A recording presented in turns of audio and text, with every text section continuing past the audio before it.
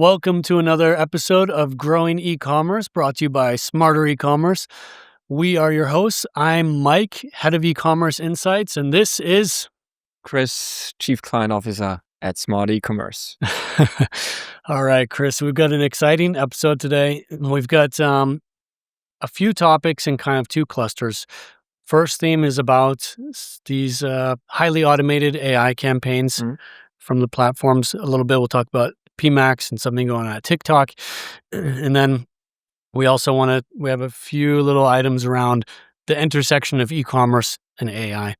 And one glaring question, right? Is AI a bubble or not? And surprisingly, shockingly, Mr. Bull Market himself, Yes, Christian Scharmueller. Of course.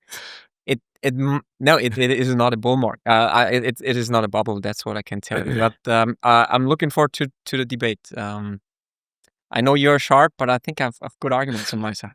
Let's go for it. Let's start with the debate now. Let's warm up. The best for last. Okay. We'll warm up. So, yeah. I mean, first, I just want to set the scene a little bit. We've touched on this a little bit before on the podcast, but something really interesting is happening in these AI campaign types. Like if we look at Google PMax and then all the PMax clones that are out there, I think that Google has been very pioneering on this technology for years, going back to automated bidding and every single step of the way forward.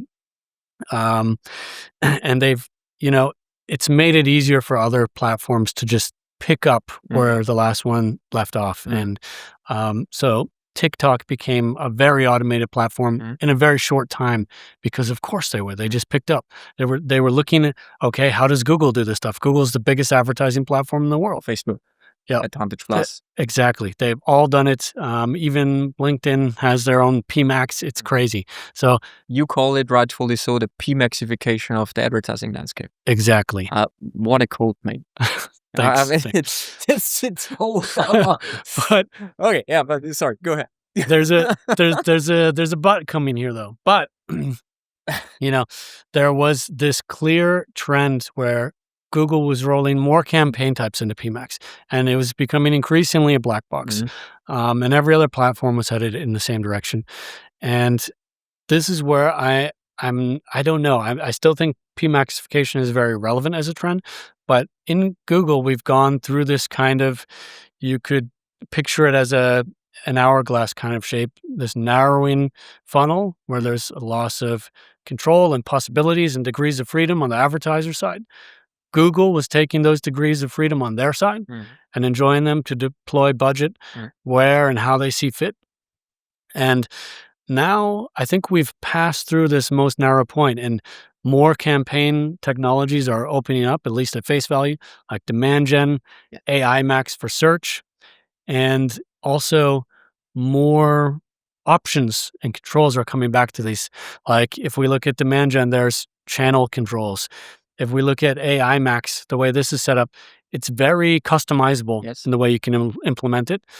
And if we talk about Performance Max, most recently there's the channel report. By the time this episode airs, it might already be general availability. It's expected to be, it was expected to go GA by mid-quarter. Google has revised that and said end of the quarter. But, we see this kind of opposite trend now. And then the question is, will other platforms follow that trend, or will they stay on the trajectory that they were on? So first of all, to share some I would say insights how our relationship with Google is. We are one of the biggest partners for Google in Europe, managing a lot of advertising spend. So given that relationship, we're very close to Google. We appreciate Google because it's just a great company and a great tech platform. However, we are one of the few players, I think, which challenges Google in a lot of things. By the way, most of the time, rightfully so. And I can remember when this whole PMax thing popped up, we were rightfully so very critical of it because it was this black box. It diminished a lot of leverages and freedom for not just the retailer, but also for agencies, SaaS providers, and so forth. Yeah. So we challenge Google a lot, and I think it's time to share some roses with them, because at the end of the day, Google, I think, listened to the market and did a lot of things right the last couple of months. And if you look at the roadmap, what they plan to do, I think we look at a completely different trend to what PMax was perceived at the beginning. And I think you have a lot more freedom, leverages again, and the controlling opportunities with regards to your campaigns are really coming back. And I think it's a great thing. I think PMax is the way superior product compared to smart shopping campaigns.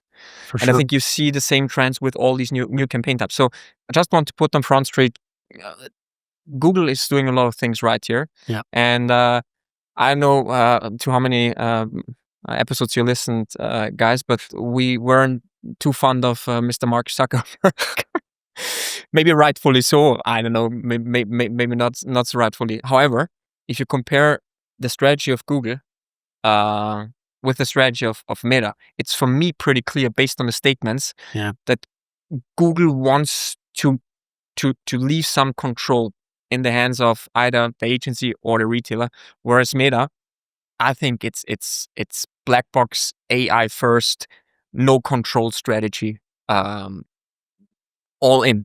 And I think this at the end of the day, it's a good thing, because Google listened to the market, and a lot of good things happening here. So I'm pretty positive about it. And by the way, I'm about to be in our next bit. I'll be critical of Google's search partner network in just a couple minutes. So hang on your hats if you think that we're just And the thing that irritates me most, getting a little ahead of myself, because PMax has had so many things rectified. There's now search term reporting, real search term reporting. Awesome. There are negative keywords, real negative keywords. Well, it would be awesome to prioritize them, but that's another story. Yeah, campaign priorities would be great. There's channel reporting now. There's you can see actually how much, where am I appearing on YouTube and all this stuff. They had the best placement reporting on PMax, which is now just coming to some other campaign types. But what drives me crazy is that there's no opt-out for Search Partner Network. I mean, maybe I'll just take this chance and go into Search Partner Network. Right away? Do it. Are we ready? Let's keep it moving. We can jump back to first the channel point, but we want to do this now. I feel it. Let's go. Let's go in, Chris. PMax, you cannot opt out. Other campaign types, you can opt out of Search Partner Network if you want to, and that is not possible. It's in Google. Important to you. I feel it. It is. I'm on a crusade. I want Google to give an opt-out option on PMax, and it's important to me. It is. Ladies and gents, if this is going to happen, it was him. You can send your thank you cards to me. I'm committed on making it happen, and I'll be publishing data and stuff like that just to poke the bear. But Google they've done a couple of good steps here. And the most recent one is that they made Search Partner Network placement data available also for shopping and search campaigns. It's actually been available for PMax for over a year. My big complaint there is that you can't segment this data. So it's just mixed in with a lot of other kind of data. But now you can view this also for search and shopping. And I've been looking at it, and it's not good. And it just reinforces my view that Search Partner Network, I mean, in case anyone is not familiar what I'm even talking about, these are in the original sense, it was great. The idea was like when someone is searching for products on eBay, for example, in the search bar on eBay, then text ads or shopping ads could be displayed in eBay's search results, powered by Google, by your Google Ads campaigns. It was a wonderful partnership between those two companies, and for advertisers as well. It was really attractive. But that network has grown and grown and grown to include, and it's also a lot of image and display-like ads in there. It's not just text ads or shopping ad formats. And I don't think I'm missing the word partner now in the search partner network. To me, these are not partnerships anymore. They've just included everything that they can in there. And I'm talking about everything because I'm going through and looking at this placement data, and there are websites on here, lots of them, that I can't even click on them because Chris and Alex over in IT would slap me across the face if I did. I would immediately get an email. Yeah. And I'm saying because there are malware sites, what can only be malware. These sites are not fit for human visitors, let alone to have ads on them. And the idea that there might be any trickle of genuine commercial intent that could be captured, like these are bizarre domains, like just the top level domains. They're not used by real websites. They're almost just used by hackers and malware. And there's a ton of it in there. And in general... May I ask a question? Sure. Right here, Mike? Sure. I mean, the interesting thing is, why is Google opening up this now? Because a question to you now, in theory, I could look up basically every website now where my ad was shown in whatever way, shape, or form. Exactly. So is there some risk implied for Google now? Because let's imagine someone is really digging into these thousands of websites, and there are some really shitty websites in there. Why is Google... I mean, by the way, I think it's the right move. Yeah. But why is Google doing this?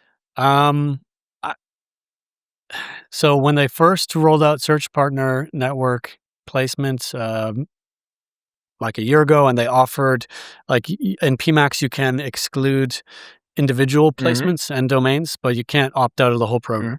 But the action of including that placement data and giving the opt-out, the narrow opt-out possibility, both came because of incredibly damaging reports. Okay. So independent researchers, including probably in this case most famously this company called Adalytics, they were able to demonstrate that search partner networks included sanctioned Iranian websites. And there was a little bit of, they were kind of gaming it a bit, but they were causing, for example, I think like they caused a U.S. Army ad to be shown on a sanctioned Iranian website or something like this. So they published these super damaging reports. Brands, big spenders were pissed. They wanted out. And so that was way more threatened because they're like, they can't opt out of PMax, out of SPN on PMax. So they were going to just turn off PMax. So Google immediately had to cool down that fire. They did not want to lose their PMax adoption. And so instead they enabled this reporting. And I guess that this is a follow-on effect of that. Okay. Because people have been demanding this data for years, and Google is listening. And so, of course, there's a risk to them in exposing the data, but there was a risk in them not exposing it too, because someone can find it out anyhow. And by the way, circling back now to the PMax features, which are a great thing, search term performance report, channel reporting.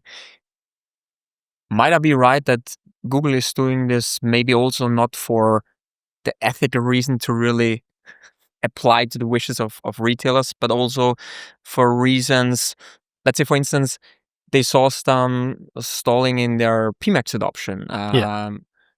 Might this be a valid argument?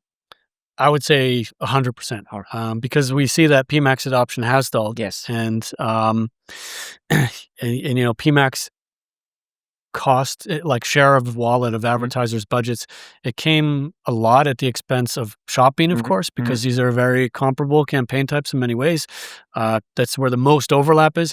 But it also came a lot at the expense of search campaigns, in particular dynamic search. Now, this new solution from Google called AI Max is very similar to dynamic search as well. I think they saw it plateauing in shopping. They saw it plateauing in terms of taking over search. And they just needed to look for new ways to get to that same result of having high levels of automation. So like one thing that they do is develop new features like AI Max, which instead of migrating search to to PMax basically brings PMax to search. Another thing that they do is try to just eliminate complaints about PMax so that people will keep spending on there, not revert to Shabby or etc. So I think they're doing everything that they can to keep that level of adoption high and growing, and they'll do it through a combination of tactics. Yeah, but that's how it should be, right? Given the fact that this is a very much monopoly like situation, it shows us that Google is still listening to the market and reacting to the market itself, right? They saw a stall in the PMax adoption. They understood the reasons and are now moving in the right direction again. So I think, bottom line, I think it's good for us as a tech provider and working together with the biggest retailers in the world to help them to bring the Max out of Performance Max. And good news for every retailer in the world, because you can again separate you from the pack by being smart. Yeah, that's right. So I think it's good news all the way. Still some way to go with the search partner network. Yes, but you will keep fighting. I got you covered, everyone. I got you covered. I'm taking this one on. Wait, but sorry, go ahead. No, I just wanted to say, forget it. I lost my thought. Okay, good. Mike, another thing, because I think it's a good segue, talking about Google listening to the market and then opening black box up again. What about TikTok, our friend? Yeah, well, we mentioned earlier that TikTok immediately picked up where the other platforms left off. So they jumped right into automation, and they even TikTok Shop has its own campaigns, and they have their own PMax version. It's called GMV Max. And if GMV is if you're not familiar with the acronym, it's gross merchandise volume. And I love the rocket has to be Max. It has to be Max. These are big brains that name these campaign types. Like I'm sorry, but TikTok Shop, like, to me, most I don't think that most brands and retailers talk about their GMV. They talk about their revenue and stuff like that. And more typically, a marketplace will talk about their GMV. Yes. It's almost like they said the quiet part out loud, because TikTok Shop is concerned about maximizing its GMV as a marketplace. Which is the wrong signal, I think. And like they name the campaign GMV Max, it almost just sounds like it's designed to maximize the top line revenue of the TikTok Shop marketplace, not of individual advertisers. But they are, as of, I think, September 1st, they're forcing everyone who's advertising on TikTok Shop to exclusively advertise through GMV Max. GMV Max. Yes. By the way, I think product marketing slept on this big time, but that's another story. Yeah. So you're literally forced to use that PMaxificated campaign type. Exactly. And I think one question, Mike, if you compare it to PMax on Google, are there any differences in terms of freedom, leverages you have?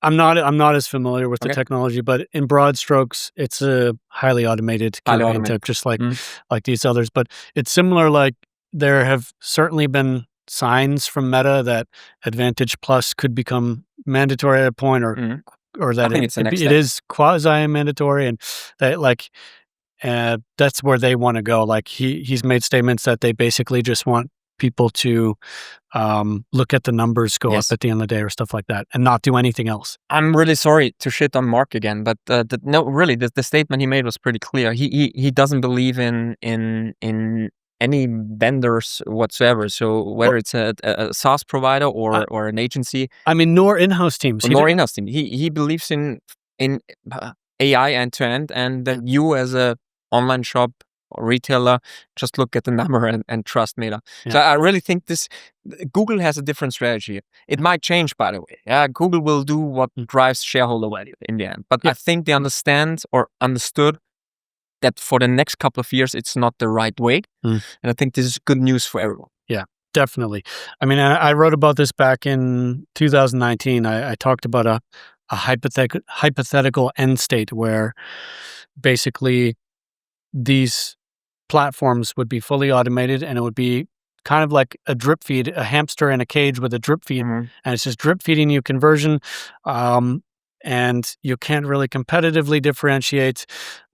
more or less all you can do is perhaps spend more, but it's just this very, it's just this drip system. And that I think is the risk of where Meta could go. Yeah, of course, because the end game probably will be that the AI knows best which ad is the best for me.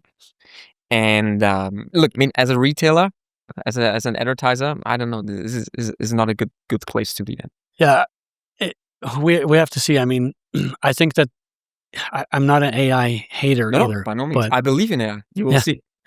But that's right. You say there's not a bubble. But I just want to say that I still think for the foreseeable future, human plus AI is better. 100%. No doubt about that. Yeah.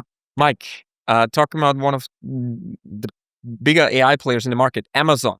They are blocking AI crawlers. Yeah. Massively overdue, by the way. But why do they do that? And what's your take on it? Yeah. I mean, they've been doing it for a bit, but they keep adding to that list, and they start blocking Google, obvious rival, and I mean, they don't want that. Basically, I actually hold on. I'm gonna make a thesis statement first, because everyone talks about Google search being threatened by AI, and I think that's to a certain extent the case, but I actually think that marketplaces are highly threatened by AI, because there's the chance that the chatbot itself can serve as a marketplace, and I think we'll talk about that in a second. But knowing that, why should Amazon help support the shopping experience on Perplexity or in Gemini or ChatGPT or anywhere else by feeding their data? And they're not in a position where they need the traffic from those platforms yet. They're not big enough, and they want to stop them from getting big.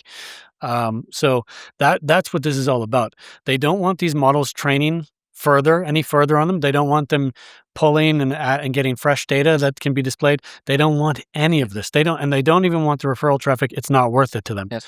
So because it's basically a double threat. It threatens their core business, which is buyers on their platform, which is the marketplace Amazon, and of course their advertising business, which is also highly threatened there. So fully understand that.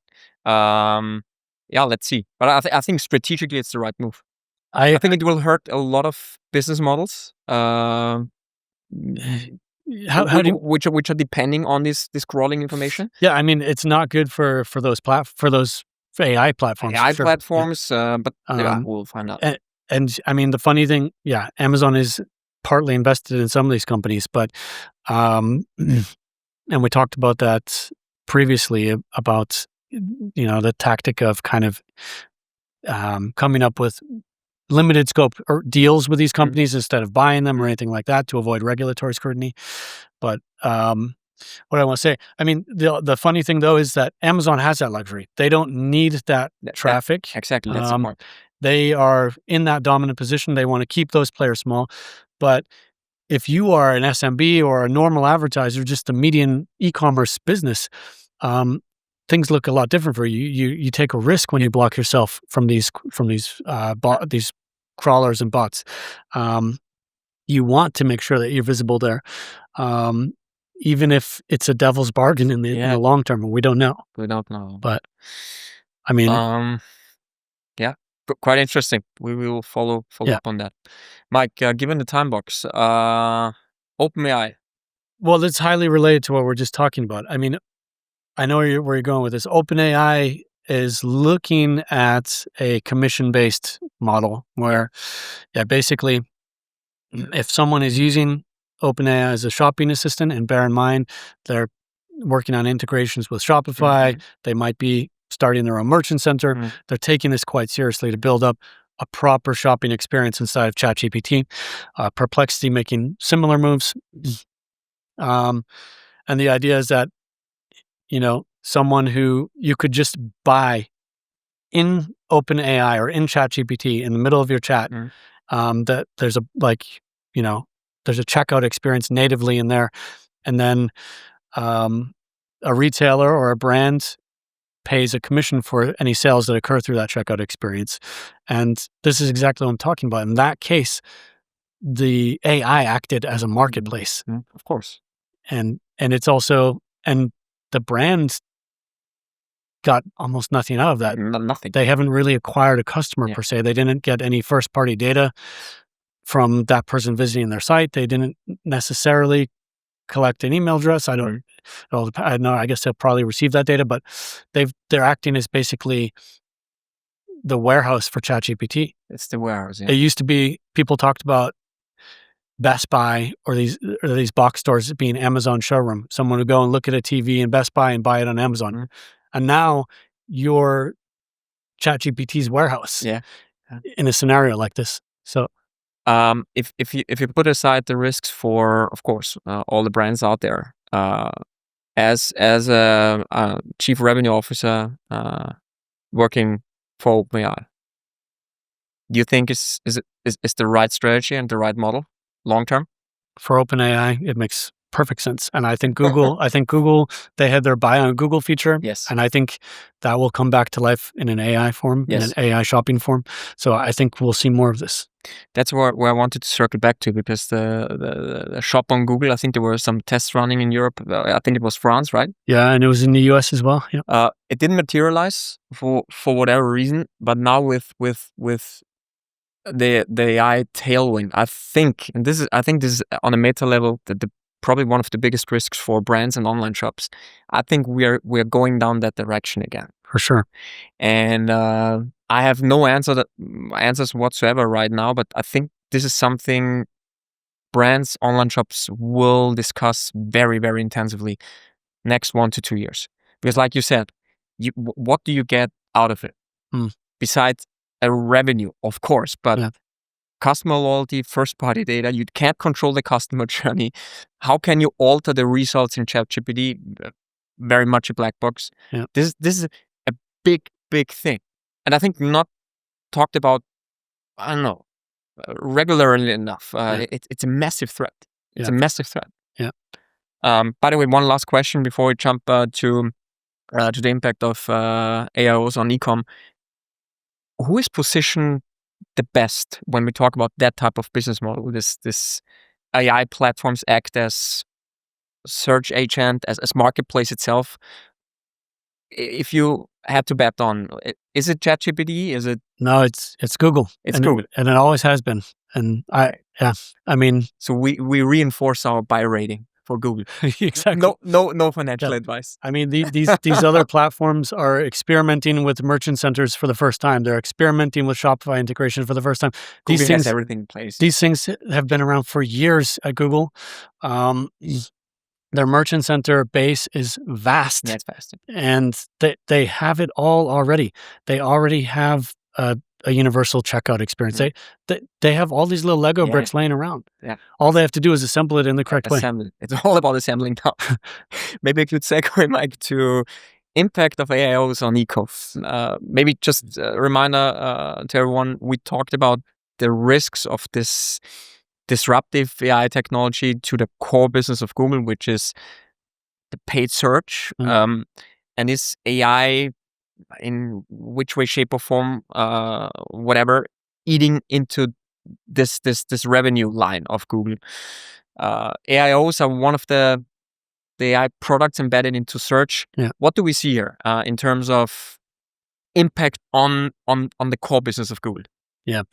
I mean, last episode we talked about quarterly earnings of Google, and they're very positive. And so, until we start to see some of these line items broken out or understand, like monetizing AIOs is new at Google. So right now I think it's mostly a cost center.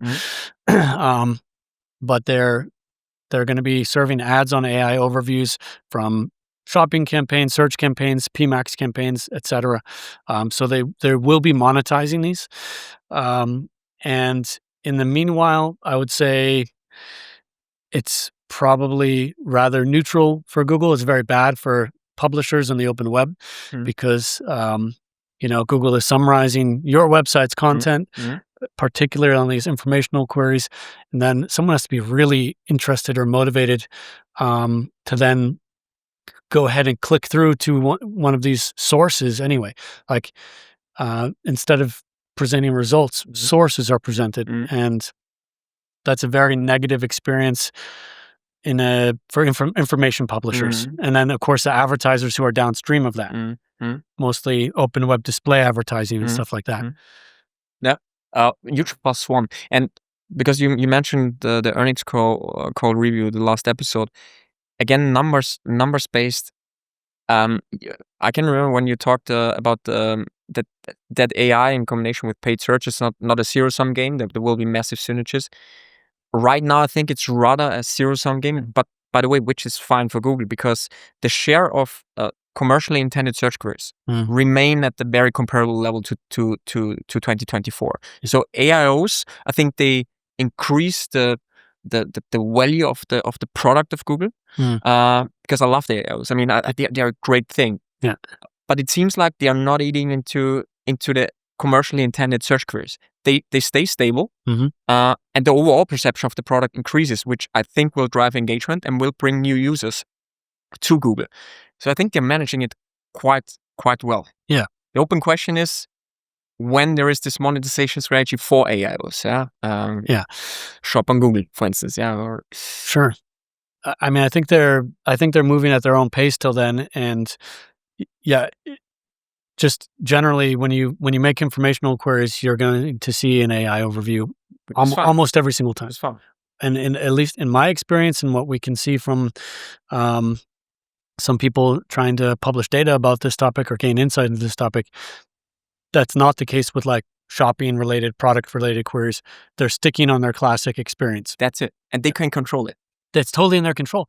And the first signs that we start to see is that there are organic product carousels that can appear. True. Yeah. Based on your structured data on your website. It's not based on a product feed or anything. Even someone who doesn't have a merchant center, doesn't advertise on Google, can appear in these carousels. And we're starting to see the first signs that some of those experiences are moving to AI overviews instead. But they're those would anyway be served on top to or additional to paid listings, and they're not touching the paid listings yet. Yeah. No, fair enough. By the way, I did some research. I don't know how, because there are a couple of sources here, but like I said in the last episode, 90% of all commercial searches are still belonging to Google. Yeah. And the share of all search queries happening on Google, which have a commercial intent, are roughly 15%, and that share stays stable. Yeah. So the overall click volume, search query volume grows, and the share stays stable for Google, which is a good thing. Yeah. Let's see. Definitely. Let's see. Okay, Mike. Then last agenda point. Save the best for last. A little debate with my favorite American. AI, is it a bubble? Yes or no? All right, Chris. Mr. Mike Ryan. I'm not running from this topic, but I'm looking at our time box today. I think let's keep it a lightning round, okay? Give me your anyway. I'm prepared anyway. Man, I am gonna get smoked. I'm gonna do my best. No, I'm not running from a fight, but let's keep it brief, and if we feel like it's not settled, we'll pick it up next time, okay? I think. Look, I mean, you're right. It's certainly a very interesting discussion beyond e-commerce. So I think we should have enough time. What we could do now is maybe everyone briefly explains his stance. Yeah. Either is it a bubble, yes or no, and we have a perfect cliffhanger for the next episode. All right, let's see. Let's go for it. Who wants to start? That's the $1 million question, Chris. I will start. Okay. I'm prepared. I took some notes, mate. You know me. I'm not the note taker in general, but when I'm up for a discussion with you, I know. Shit. I'm more of like a vibes guy. Yeah. Not this time. No. Just kidding. I think I'm like I said, I'm really interested in I would say the stock market, because I believe the stock market is somehow reflecting what big institutional investors believe in. And what I also believe in is that big institutional investors have massive advantages when it comes down to information, right? Whether I'm right or wrong, it's just an intro statement, yeah. And when you look at the money flowing into this AI idea, it's just staggering, right? Massive money inflow, and I have 4 strong reasons why I think it's not a bubble. We jump into that the next episode. One thing I would like to start or put on Front Street, however, is that if you look at the last big bubble we were in, it's probably the .com bubble, early 2000s, if I remember correctly. And if you look at the price-earning ratios of these .com bubble companies, we were talking about probably price-earning ratios from 100 to 200. It was not consolidated. A lot of small players were pouring into this .com bubble idea, and I think with not a big surprise, a lot of these companies just didn't deliver on it. If you look just from that perspective on the AI bubble or on the AI business opportunity right now, it's way more consolidated. I think it's way more dominated by big players, first and foremost, Amazon, Meta, Google. And if you look at these companies and media, not to forget, and if you look at the financial stability and the business cases behind these companies, we look at, and this is just purely a numbers game, we look at very healthy price earning ratios, although all the money is already flowing into their businesses. I mean, Nvidia is the most progressive company in terms of price earnings ratio at a 58, Alphabet roughly 22. So I think from a purely financial perspective, it's certainly not a bubble, and I still see 3 to 5 years at least, a massive growth story here. And there are other qualitative reasons, I believe, why it's not a bubble. But I will leave it there. That's my statement, and I hand over to you. Okay. Boy, I don't know if I should just offer a rebuttal on your points or speak, because I would have gone a different direction. Don't do it. Because then the conversation starts and we can't stop. Yeah, I know. Although I have a rebuttal, but we'll save it for another time maybe, okay? But I come at this basically from the technology side, and and I just think that we are at a point of diminishing returns on what these models are capable of, where we'll increasingly see that they get faster, cheaper perhaps, and these are of course very positive things, but are we going to get better on intelligence or overall capability? I'm not sure about that. I think that really the next horizon won't come from this idea of scaling AI, but rather from like what we saw from DeepSeek, like they innovated really more on the software side than on this infra and hardware side. I'm just not convinced that there's that much headroom on intelligence and overall scaling as we might expect.